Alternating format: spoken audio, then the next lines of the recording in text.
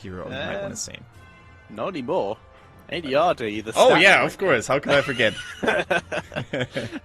I think, can we have that as a new nickname? He's the mad scientist and the stat breaker. Where everyone's like, oh, no one picks Gazlo in professional play. Oh, look, ADRD played Gazlo 2 weeks ago. No one's played Zagara in years. Oh, wait, yesterday. No one's brave enough to go for Probius. Oh wait, dismantled Team Synergy. Excuse me, I'm pretty BGenies. sure he's won with all of them. Yeah, he's He the has won one with man. He's the chosen one. ADRD has won Professional Heroes of the Storm with Zagara, Gazlo, and Probius in the last month. What a god. A living legend for sure. But now, let's move on from the mad scientist of Europe to the Chinese region. It is currently 2-0 in favor of XTeam. This could be match point for them if they win once more. We once again see a Zarya band coming out here on the side of KIS. Don't want to be dealing with that. Hey, nothing new in the east here. Yeah. Both shielders gone, fair and square. So, what are we going to see as first pick? Over the last couple games, we have seen Dahaka prioritized heavily. This time, Malfurion, strongest healer. Great on this map. You can either get the vision with the scouting drone or the lane clear with the moonburn. Both very viable. Very viable indeed, and you raise a very good point there. Malfurion is not just limited to those scouting drones. He can totally go for the Moonburn, as you said, and sometimes even when you go for those mage-heavy comms, we see the Shando's Clarity having an insane value as well. Now, Malfurion first, very standard, very neutral. What are they going to pick here to counter that X-Team? That is, they once again go for Ratatat's favorite, the Ragnaros, and he is so good on this map. If you pop the Molten Core shortly before the White Beaver Wave arrives, you can single-handedly shoot those things down before they deal too much damage onto your fort. Potentially, if you can do it, then it will work very effectively. So what is they going to pick alongside Ragnaros here? What ranged heroes would be solid? Because they have a solo laner now, very solid one. Although we did see last week in China, some teams will go with the double solo laner and then the 3-man mid. True. And Johanna could lead into that. We may see that again. Very, very true. What Johanna, of course, does offer as well is a very solid front line. She shuts down a lot of auto-attack heroes as well, like the Zul'jin in Game 1, and she offers that wave clear potential as well. And as Tetra said, we might see a 1-3-1 split on this map here, just by simply securing yourselves 2 strong solo laners. Now, Sonya, she was banned. She is still available here, and I think she's a formidable hero to pick on Tumblr's Bride Queen as well. Yeah, she is. There's hardly any map where Sonya can't be played these days, because she's so good. I will say I'm not a fan of her for KIS here, purely due to the fact that there is a Johanna on the other team, which basically has everything that could possibly be a counter to Sonya outside of silences. So instead, it's going to be Greymane this time. Still very high damage output, potential good AoE damage. Basically, everything that Sonya offers with less sustain and a bit more range. Yeah, and here we go. Gul'dan has finally been deployed for the first time in this series. And he's going to work extremely well on this battleground for sure, especially if you pair him off with those cocktails. However, keep in mind that Greymane could also fulfill the role of a solo laner. He's a very flexible hero at that. And usually does very well in his solo lane too, thanks to his insane flexibility in terms of playstyles. He can poke, he can engage, he can burst someone down. Very, very nicely done. Now we see ETC being banned. Looks like they don't want to give the cow to the enemy team. And this could lead into a very melee-heavy comp, because if you ban ETC, you basically deny to ever get power slided in and lose for 3 or 4 members at the same time with a mosh pit too. So I wouldn't be surprised to see maybe another melee assassin or another warrior on the side of XTeam.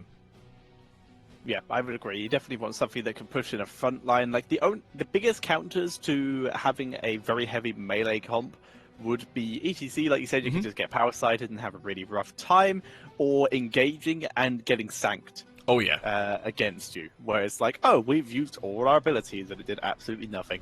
The Morales ban actually very sensible to go against this, because like you said, if there's multiple melees, Morales can be a huge pain, keeping that front line alive, allowing the back line to do whatever they want. Exactly. Now we see a Vala being banned instead, at least if they don't just hover over it. And I think it makes a lot of sense too. Vala is a threat to Gul'dan. Like, Vala is just such a bully as well. Like, if you have a very stationary hero like Gul'dan who doesn't have those fancy blinks or dashes, a well-played Vala can really flank from the sides and knock him down and deal a tremendous amount of damage. Now we see the Nazebo coming in on the side of XTeam this time, and they're just like, you know what, KIS? We like the Nazebo, but we're going to show you how to play it correctly. Oh yeah!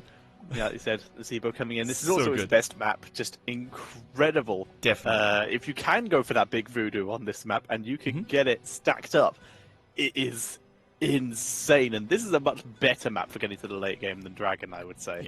Yeah. Probably one of his best maps, if not the best map to make the Witch Doctor work for sure. And also keep in mind that Johanna is just so good with Nazebo too. You can really utilize her condemn, pulling everyone together, getting those massive hits with the toads and the zombie walls in as well. We have double lockdown too. We have Blessed Shield plus the Sulfurous Smash to guarantee a lot of burst damage to sort of compensate for Nazebo's very slow and pokey damage in the early mid game. Yeah, it's going to be Tychus. Gonna allow them like some that. tank threats. So picking Tychus preemptively though into any tanks, but that's good because it's very likely, looking at the what's left and what KIS needs, they kind of need Muradin. Yep. So picking Tychus directly straight away, you're like, okay, we know you're going to take it. We're just going to straight away pick the counter. And once again, Tetcher, something... Oh, sorry, I wanted to talk about this like way earlier. China, have you not watched Europe? Have you not learned anything? Where is Anubarak? Where is Arthas? What is going on here? This is insanity. I was waiting for it. Yeah. Sorry to get a little bit more vocal here, but it is insanity. It is slight insanity. Oh dear. But we may see one of them here. I think Arthas would be a pretty reasonable pick here for KIS. Potentially Anubarak as well. Even if you want to Anubarak, just they could hard actually engage pick both of them. both. Because why not? Yeah. Look at all that damage coming in from... Okay, I like the stitches. Okay. Okay, fine. That's not what we were thinking. It's still But- acceptable because of that dampened magic, though. Yes, it is, and it's Coog Stitches. Oh, no, it isn't. Just still flipping through skins. So we have Sonya, who's going to be able to offer some very good backlining annoyance onto Nazebo. Stitches going to be able to try and catch people. All Stitches needs to do is to not hook Rag and not hook Johanna, especially Johanna. Yeah, exactly. That's definitely not the target you want to have in your immediate vicinity, because guess what? The moment Johanna gets hooked, she's going to drop that Condemn Iron Skin, and, well, you're not going to kill her anytime soon. Instead, you're just going to get clumped together. You're taking more damage from AoE abilities like the Grenade, the Zombie Walls, or the Toads. So, as Tetris said, don't go for those Warrior Hooks. Instead, go for a little bit of a Nazebo, Tychus even. Those are your primary targets. Or even a support. Hooking a support is very rewarding. Yeah, and I have respect for KIS here. Stitches earning me my pro mode yesterday. Very good. So I'm rooting for him for this one. I hope they can bring it back one game. It's the opposite of the Valera game. They have re-earned my respect. But unfortunately, they're probably still going to be in a bit of trouble. Sonya will have a little bit of issues with Johanna. And while we're loading in, just quick question. Who is your favorite announcer in Heroes 2.0? My favorite announcer in Heroes 2.0 is definitely going to be Sonya and Nazebo. Those two. Nazebo is a great one. Nazebo is a great one.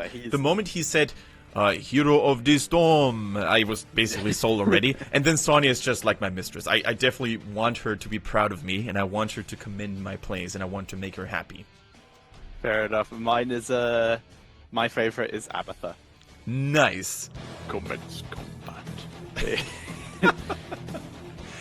Dude, I'm so pumped of Heroes 2.0. I can't wait for it to be released. I want all those goodies. I want all those skins and sprays and announcer packs.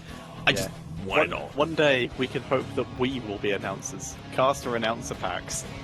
Don't you want to tell people that their keep is under attack? I certainly do. I would love to. Let's get on it. For now, ladies and gentlemen, welcome to game number 3. We're going to be on 2 Minute Spider Queen KIS with Malfurion, Stitches, Gul'dan, Sonya, and Greymane. The Greymane indeed being deployed. Their counterpart, their opponents, leading 2-0. Match point for XTeam consists of Rhaegar, Tychus, Johanna, Nazebo, and Ragnaros. Ragnaros. Ratatatata. Back at it again. Let's see if he can do stuff. Let's see if he can keep himself safe. There's actually probably less gank potential against him this time, so he might be even safer. Outside of Stitches Sonya could burst him down very quickly, but I still think it's a bit less than Dahaka and ETC on the same team. And I like the attempted combo here from KIS already. They wait for the hook and they immediately throw down the entangled roots from Malfurion as a follow-up here. We're kind of used to seeing that with Tyrande as well. You basically want to make sure to have an immediate lockdown ready to prevent enemies from ever escaping, unless it's a Johanna. But guess what? Even the Iron Skin is not going to save her, and boom, she flies out of the screen. Beautiful first blood here for KIS. Yep, absolutely able to destroy her very quickly. The hook onto Johanna, it doesn't matter if you hook her if she has no health to survive. Yep. Instead, the blind aggressive hooks here, looking for one. But with first blood, KIS already just going so aggressively through this. They have huge burst follow-up with that Grey Mane, and they are just aggressively rotating while Sonya chills in the bot lane with Ragnaros. Exactly, they're having a nice little tea party there in the bottom. And something that chat actually said, I'm loving it, they would want to have a Kalaris announcer pack, but when you have that one activated, you could never finish a game because you would never be able to take down any cores. It's a pretty big drawback. What if both teams have a Kalaris announcer? The game will last until forever. It's like attaching buttered toast butter side up to the back of a cat. A cat always lands on its feet and toast always lands butter side down. Instant anti-grav device. Instant energy. We see the hook, and actually that just saved Rhaegar. Yeah. He gets pulled to freedom there. Yeah. So the root not landing was a good cutoff, but unfortunately not able to isolate that kill this time. Still 1 kill to 0 in KIS's favor. Tau on the Rhaegar lives to see another day. Another hook going down, but Kite not landing that one, unfortunately. Now we see Nazeebo going strong in those rotations. He really just wants to farm stacks on the Voodoo Ritual and keep himself safe in the meantime. Now he's going to be threatened by Stitches, who doesn't go for the hook. Instead, they're rotating top to match that that speed. Really, that rotation speed coming in from Johanna. But now we see a gank here in the bottom lane. A nice zombie wall to prevent Sonya from returning. Is it going to be a... what? No poison. way. He has no poison anymore. He used to have used to have poison on all of his stuff, and then it would just get larger at level 20. But he no longer has that. Also, he has not gone for Big Voodoo, but just short of guaranteeing that kill. So close. Exactly. Now it's just the toads that still apply that poison effect, at least pre-level 20. Yeah. After level 20 with the Val infection, it's of course going to be a totally different story. Yeah, you've managed to make your poison toads even more poisonous somehow. Yes. Managed to find a way to do that. But either way, right now, Nazeebo, he's stacking up his Widowmakers, getting that sustained hook onto Rhaegar. They get the burst damage to the follow-up, but Rhaegar able to escape in that wolf form, keeping himself alive. Johanna dropping some good CC, and as such, Greymane has to retreat. Gul'dan able to sustain himself through with the drag. Walks into the toads and the grenade. Dropped low, but the heal from Malfurion maybe enough. Drops the fountain as well, just to guarantee his survival. I think we could see the blue shimmer on Nazeebo, which means and indicates that he completed his spider quest already. Like, when I play Hero League and things are not going well, I complete that at level 13, you know, but being able to complete that after 3 minutes and 40 seconds is very impressive. It's going to give him a much-needed damage boost against single targets if his spiders end up landing. Now, we see how XTeam is contesting this top location when it comes to turning in gems, while paying at the same time on the bottom, so you can see a 36-0 advantage in terms of overall gems. Very, very nicely done by XTeam. The control, or having control over both turn-in locations, is so important and oftentimes really underrated by a lot of teams. Yeah, so right now, like you said, working very much in favor of XTeam in terms of rotations. Even though KIS have a great pick potential, they're not making any use of it. But finally, it looks like they may be able to turn in, but it's too late. XTeam with the sneaky turn in the bot lane, and now they're going to try and guarantee themselves a kill as well. Zombie walls dropped, and there goes Sonya, and that's a lot of gems dropped. That's 13 gems. If they can get Stitches, no, Stitches wades through. Just a couple. Sorry, that was 18 gems, but he loses 5 of them. Yeah, and that is basically the worst thing that could happen to you. You lose a hero, or maybe even two, just before the enemy web weavers arrive. That's going to take so much defense power away from your team, and not having the Sonya is going to force KIS to rotate and defend 2 lanes now instead of 3, because they don't have that Sonya to deal with that bottom lane anymore. And only now does she arrive in that top lane, but I think it's going to be too late. Top towers are probably destroyed already. Same can be said about the middle towers here, and this is just looking so good for XTeam right now. Actually, top is still alive, but for how long? That is the question, because now it's getting reinforced by Tau on the Rhaegar, and even as powerful of a hero as Sonya is, against 3, she doesn't stand a chance. Yeah, they're going to have a bit of trouble here. KIS, we can see Stitches slowly clearing up that mid lane. Looks like he will save that. Rag has finished his Q Oh stack boy, at level yeah. 1. That is That's so pretty quick too. Actually. Yeah, well done. Because this is basically one of the few last-hitting mechanics we have in Heroes of the Storm compared to other MOBAs. Ragnaros really needs to last-hit minions in order to get those stacks for his level 1 talent, and completing that one after 5 minutes and 40 is actually pretty impressive, and it's going to give him so much more additional damage. Now look at how Johanna is gatekeeping that entrance here, allowing Tychus to turn in and Rhaegar as well here, and really denying Stitches any potential value with those hooks. So nicely done. Did get interrupted though. He wasn't able to turn in. Hook onto Tychus. He gets cleansed, but still gets burned down. And Stitches now looking for a turn in with his 43 gems, but instead has to move to position to protect Greymane, who nearly got wiped out. Instead, turning onto Johanna, trying to drop her down. Hook with the earth, gets it, but the Iron Skin is dropped. Can they have enough damage? No Ancestral is available. Level 10 just hit for XTeam. They're able to keep Johanna alive. So Furus onto Greymane, onto Gul'dan, sorry, and the Falling Sword there, and they're able to pick up a kill. All good things come from above, especially when they're called Johanna. The Falling Sword being locked in here instead of Shield, Blessed Shield. That was amazing, and it was enough damage to really take out that Gul'dan, who was stunned preemptively by that Sophia smash. Really, really well played. Now, keep in mind that Falling Sword used to be part of the meta for a long period of time, simply due to its engage capabilities, the damage it delivers if you hit people in the right place. Now, that was just beautifully done, and it adds so much more hard engage and wombo combo potential, if you will, to the roster of XTeam. If that Soul Freeze lands, followed by a nice Falling Sword, or vice versa, such a cool way to play the game. This does mean, like you said, basically that they either have to engage with Falling Sword, which is a little bit more difficult, gives your team the enemy team some warning, or they have to engage with Sulfuras, which is a little bit more difficult. What we would usually see is Blessed Shield into Sulfuras. Exactly. So it's gonna be a little bit harder to wombo combo here, but they do still have a lot more damage output now. Now, Stitches did end up going for Gorge. Do you think that is smart against all that XTeam has to offer with that aggressive Ragnaros, the Johanna dropping in? Don't you think that Putrabal would have given them a little bit more disengage? The disengage would have been fine, but I don't think that's what they need in this composition. What they need is the opportunity to pick people off, and this is the perfect opportunity. But like I said, here is that Falling Sword. Can they isolate and guarantee that kill? Because now it's only Johanna in this backline. Greymane was able to do a distraction. He should have really been with his team, though. They're able to pick up Rhaegar, so it is a 1-for-1, and I'm not sure I liked the Greymane being the one delaying there. It should have been Sonya moving into delay and Greymane going for that kill. So good strategy, poor execution, I would say.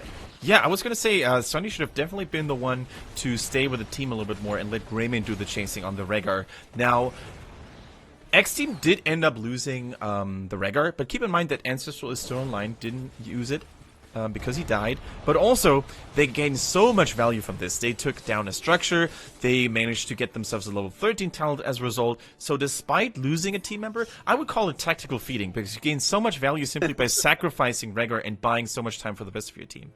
Oh, I love that term. It's so stupid in terms of just concept, but the fact is, it's said so often.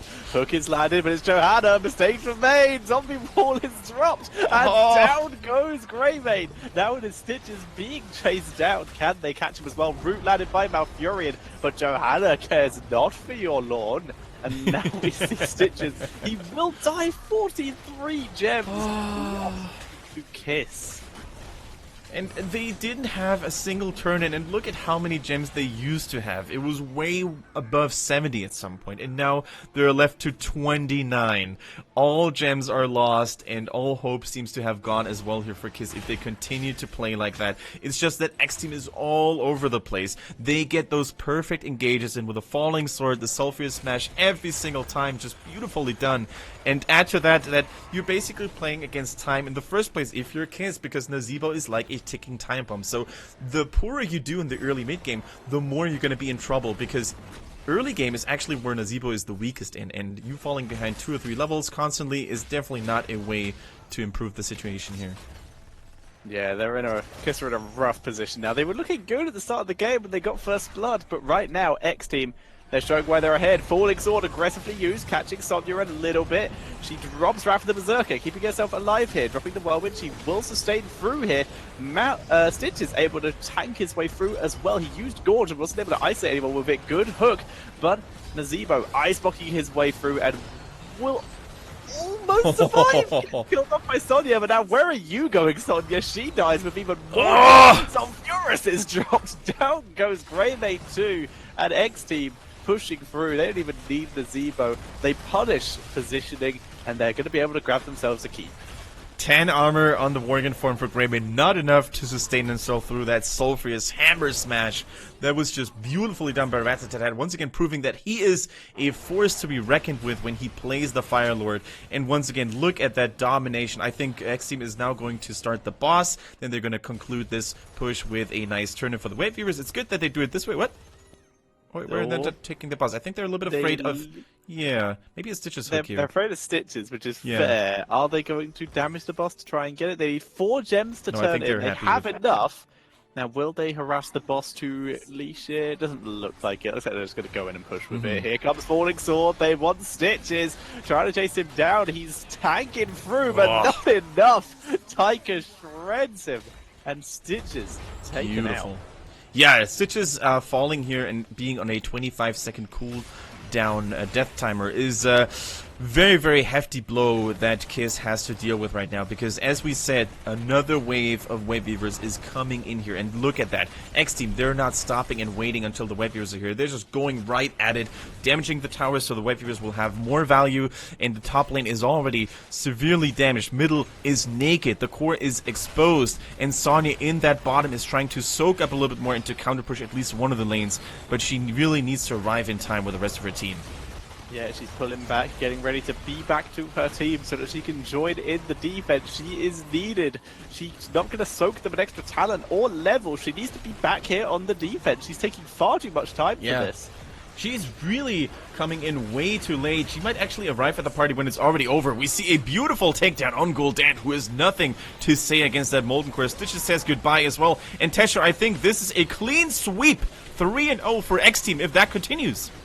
Looking like it. Sonya's going to attempt to do man mode here. She's going to attempt to tank for everyone, but Ancestral is dropped. Greymane gets zoned out, and that is going to be GG. And XTeam taking the clean 3-0. Beautifully done. It's just that KIS wasn't really prepared to face XTeam, I feel. No matter what they tried, they went for a Tassera comp with Zul'jin, they went for a Nazebo Valera comp to really surprise them and maybe catch them off guard, and then they went for a standard approach with Sonya on terms of Spider Queen and Stitches, who on paper looked like a good choice, but in the end it wasn't enough. No matter what they tried, XTeam was always prepared, was always dominant, because it was just a beautiful performance by XTeam, and they really made up for their loss earlier last week against RPG.